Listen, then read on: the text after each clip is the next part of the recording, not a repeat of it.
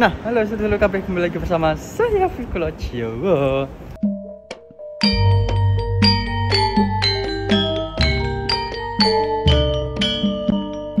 Nah, jadi aku pulang kerja ini ya. Itu yang di belakang itu tempat kerjaku. Ini kan aku pulang habis shift malam ya.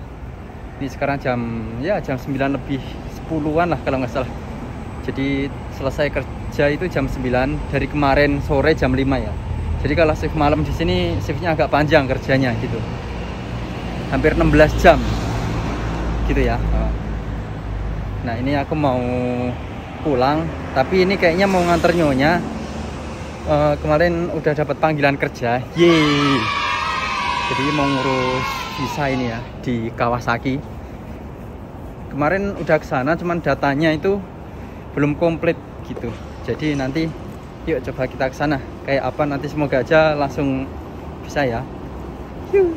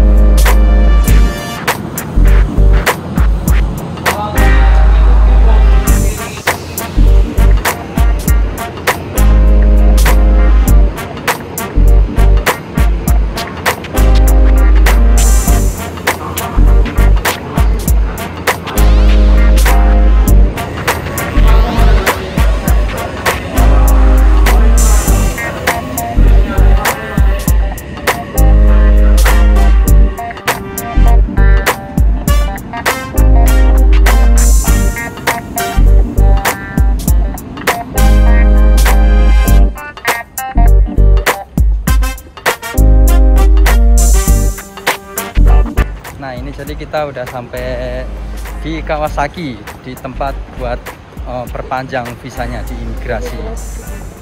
Ya biasa kesini bolak-balik aja dari kemarin itu ya. Tadi nyonya ketemuan di stasiun kita tadi. Jadi pas aku tadi naik kereta, pas banget keretanya ternyata satu kereta tapi bukan satu gerbong. Beda gerbong. Ya moga aja nih lancar dan gak ada apa-apa. Ini udah depan banget ini kantornya.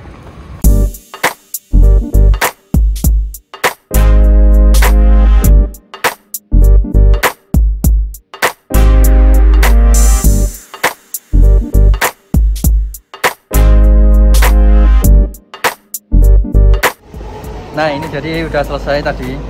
Dan ternyata itu masih ada kurang, tapi masih mending. Nanti suruh dikirim ke pos ya. Iya. Nanti kita tinggal bilang bosnya nyonya karena dia tuh baru ngurus visa orang luar tuh baru pertama. Di sana tuh sebenarnya udah ada orang luarnya, cuman kayaknya tuh istrinya orang Jepang, jadi ya menetap di Jepang dan nggak ngurus visa kerja kayak gitu ya.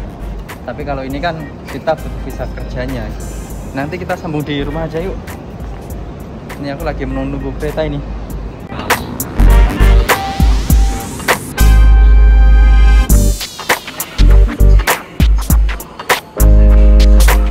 Nah, ini aku jadi udah di rumah ya, udah sampai rumah. Tadi panas banget di luar ya. Jadi memang nyonya tuh udah dapat panggilan kerja waktu itu ya.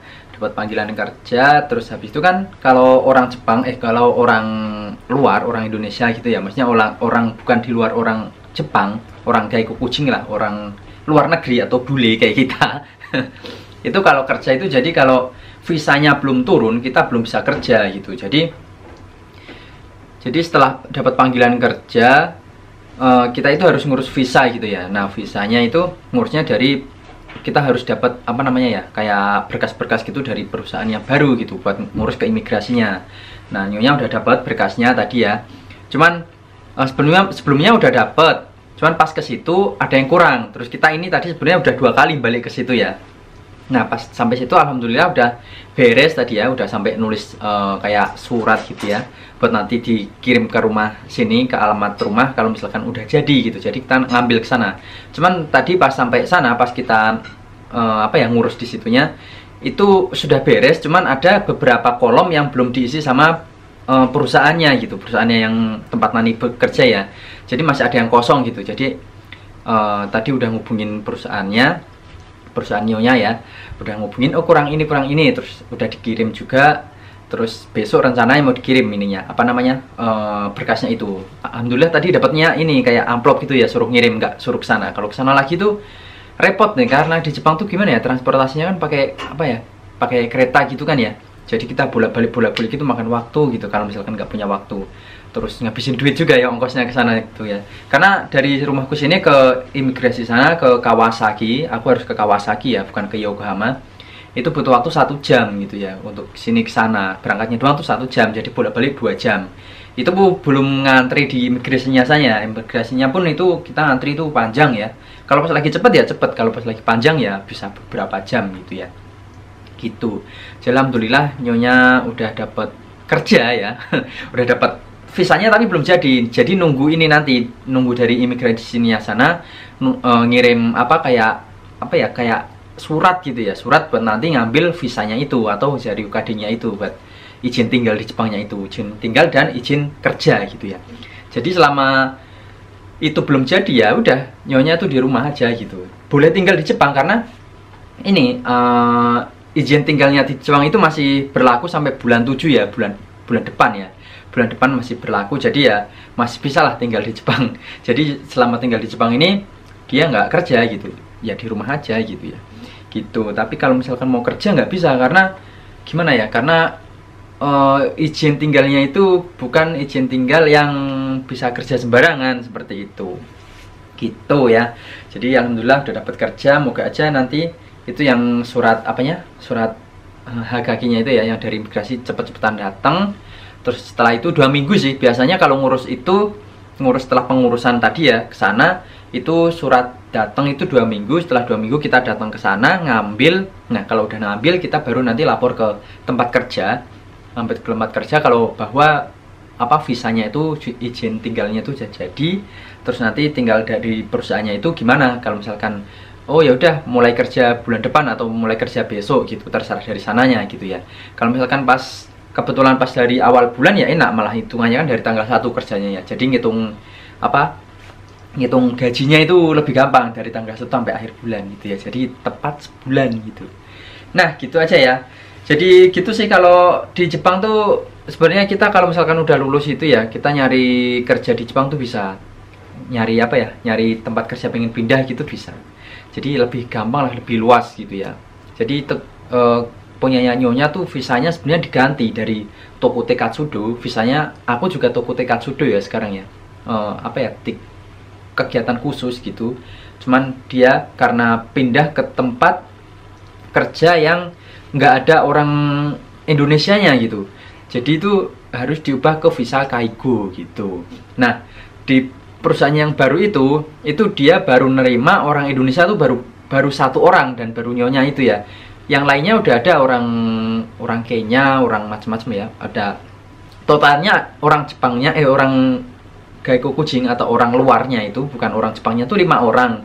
Termasuk Nyonya itu orang Indonesia sendiri. Yang lain tuh dari negara macam-macam ya. Cuman kayaknya yang lain itu dia istrinya orang Jepang gitu. Jadi mereka itu nggak membutuhkan visa yang harus ribet gitu ya.